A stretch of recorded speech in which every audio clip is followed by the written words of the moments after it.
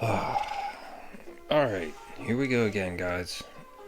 I had a couple people ask me for tips on shading, blending, things of that nature. So we're going to do a real quick tutorial on two of the easiest ways to do that. Three of the easiest ways to do that, actually. What I want to do is, I want to start right from the beginning. This isn't there. Before you can color anything in, you gotta fill it in. So let's do that. First thing you're gonna do, you're gonna take, there's multiple different ways you can do this. Obviously, you can sit here and you can color it in little by little, which is not the worst idea, honestly. And it's how I started doing it. But there are quicker ways. So you take your little continuous selection tool. You're going to select where you want to color it. Now the problem is if you look real close here, let me zoom in and I'll show you. It doesn't go to the edge.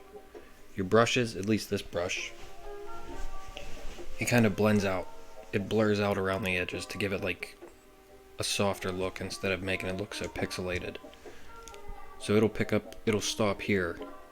And when you fill it in, like let's just do it for example.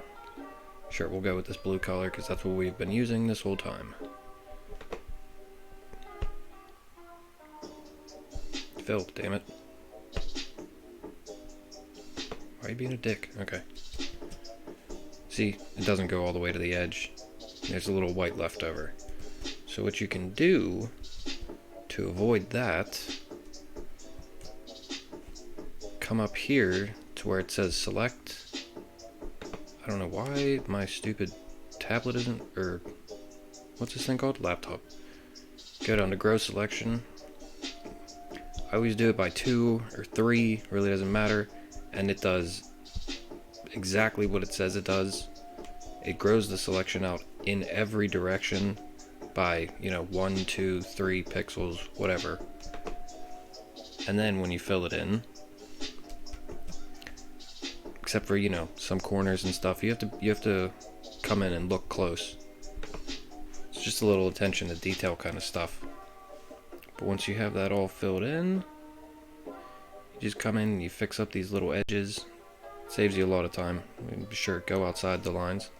I'm doing this while I'm laying down, man. Don't at me.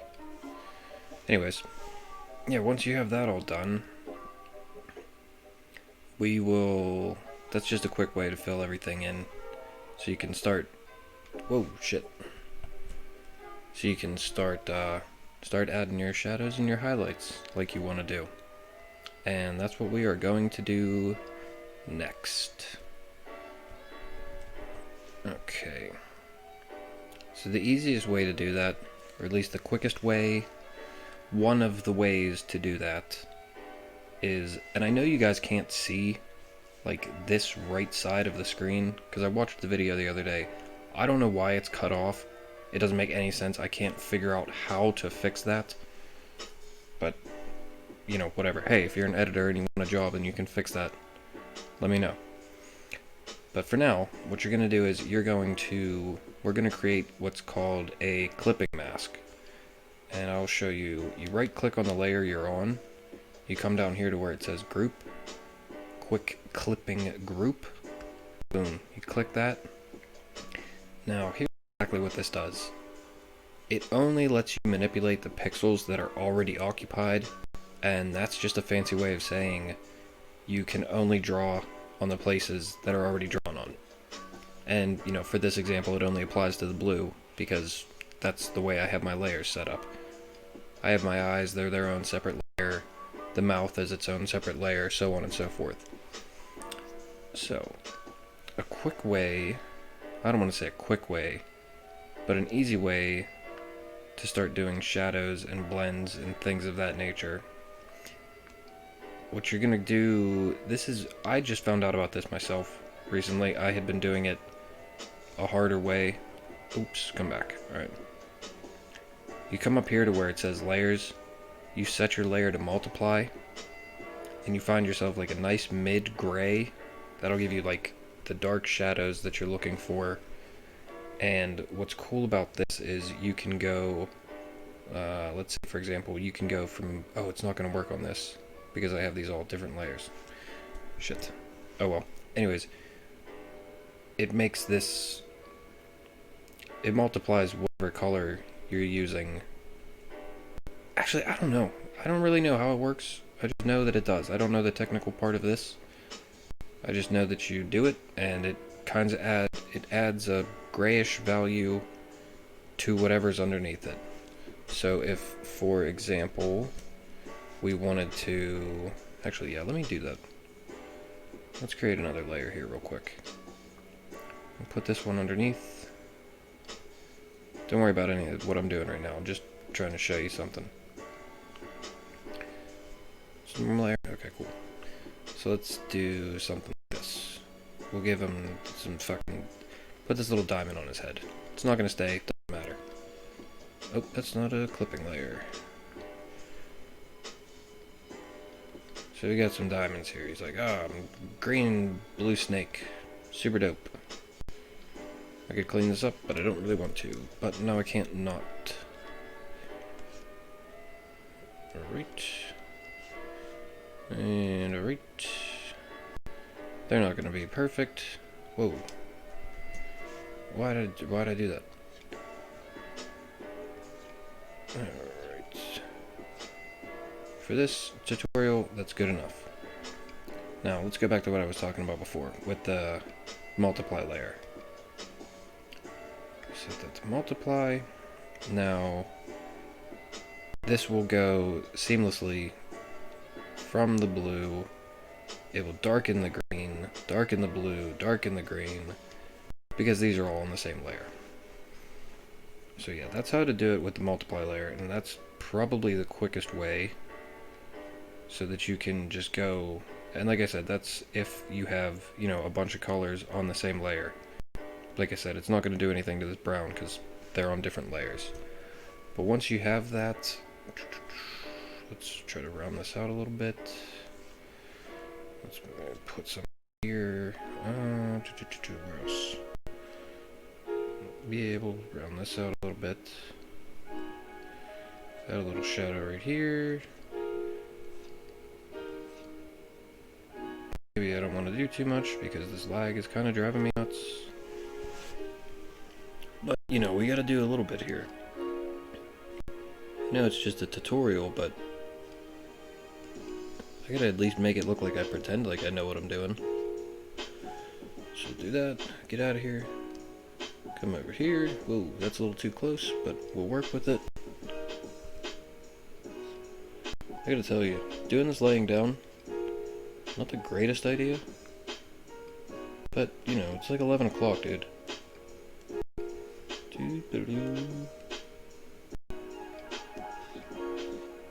I could have left that, but I didn't. It's gonna get all aired out and fixed anyways. That's another thing I want to do. I wish that I knew how to time-lapse stuff so that I could, like, segue from one thing to the next without having to, you know, make you guys watch all this. But then again, I don't care. So we do that. Put a little shadow right there. Put a little shadow under this eyebrow, maybe. Why not? An eyebrow? Snake eyebrow. Snake! Speaking of snake, I've been seeing a lot of stuff that they're going to make a live action, what's it called? Metal Gear movie? I have mixed feelings. Put a little shadow here, you know, because brow, I don't know. I never said I knew anything about traditional snake anatomy. Make that a little bigger. Put a little bit of shadow here. Some on this side. Alright, let's zoom out. Yeah, cool. Alright, whatever, that works. So there's two different ways, now that we've got all the, whatever, we got our shadows in there. There are a couple different ways that you can do the blends. This is how I first figured out how to do it. It's just getting your blender, dude. It's over here. Again, I don't know if you can see this, but in the brush presets, it's under the paint tab, and it's like a little bit down. It's a couple rows down, and it's all the way on the right. Maybe. I don't know. You might have a different version than I do, but either way, just look for your blender. And that's all it is, just a couple little swipes. Go over it. You can change the size of this, you can change the opacity of it, maybe make it a little bit lighter. I like this. I think it gives everything a really soft look. And you can kind of push things around and move things around. Like for instance, I didn't like that point there. I just pushed it into the other colors until it was pretty much gone. And that's the same thing I'm doing here. I'm just mixing, going over it with quick little swoops until I get to the blend that I like, at least for now.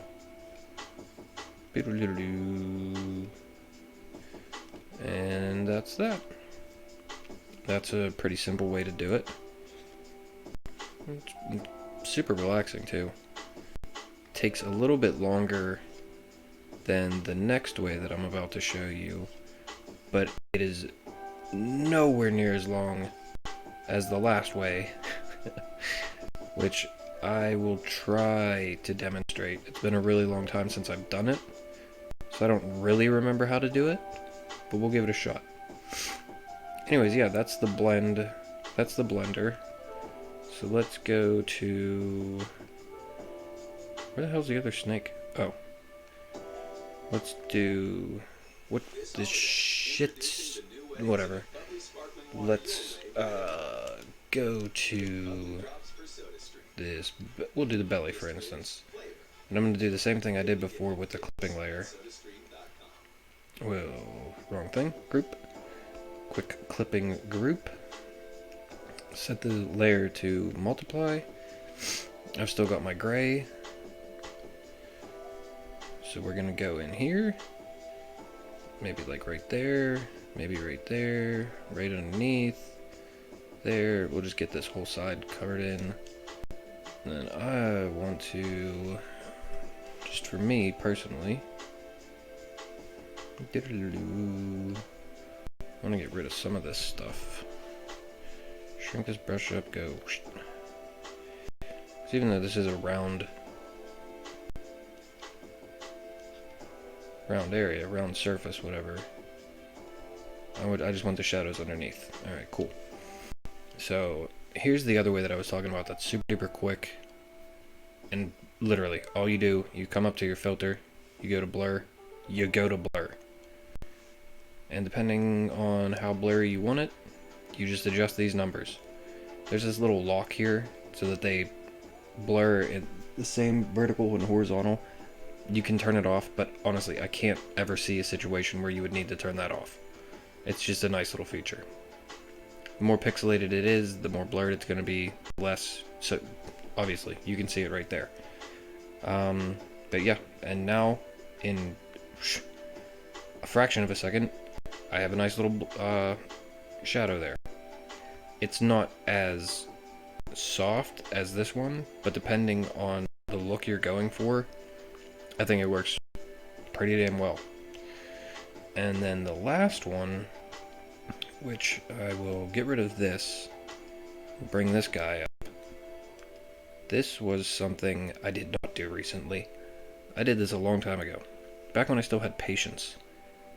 And God, I think the body on this and the feathers on this look really nice. I don't care what you think. I think it looks really damn good.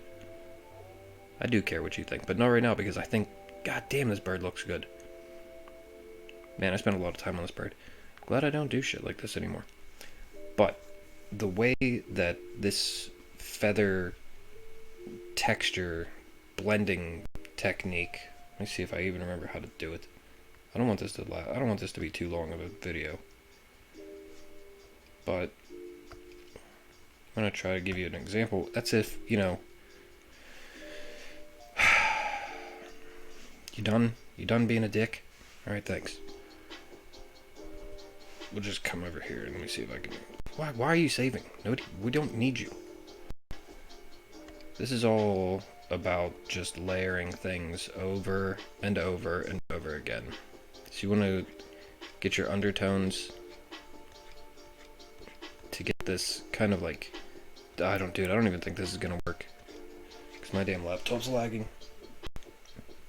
This is a lot of picking and pulling and blending and sitting in the same spot for a long time, moving things back and forth with a brush. But once it's all done, especially if you have the right brush, which again, it's all trial and error, I think it looks really, really nice. It's all pen control. I mean, it's just a little quick flick of the wrist, bringing things down, pushing things up. You go back and forth between your color picker over and over again. Kind of select near the end of your stroke to get whatever's in between. And you get a nice, an interesting, like, painterly kind of blur. So let's see, let's do, what if I grab this color here? And we go, let's try to do something like this.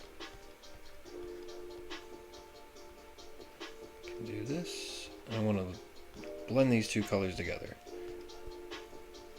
You go pretty much to the end. I mean, this is the closest thing to painting that I can think of. So, I mean, if you know anything about painting in real life, IRL traditional painting, this is going to be what really helps you. Or that's going to help you, because that's this is pretty damn close to doing that. Which was what I started out on. And then I got a tablet, and I was like, oh, why? Not a tablet, why do I keep saying tablet? Then I got this pad, and I was like, why would I ever go back, dude? But yeah. And that took, you know, however long it took. And I just did that little spot and got a nice little blend. It's the longest way, but I think it's the most impressive. Just because of the amount of time it takes. Which I guess really doesn't make anything better looking. If you could do something faster, do it faster. That's why I showed you the other two examples. But I think that's about that. Let me make sure. Was there anything? Can you not? Jesus God, dude. I don't think there was anything else that I wanted to talk about.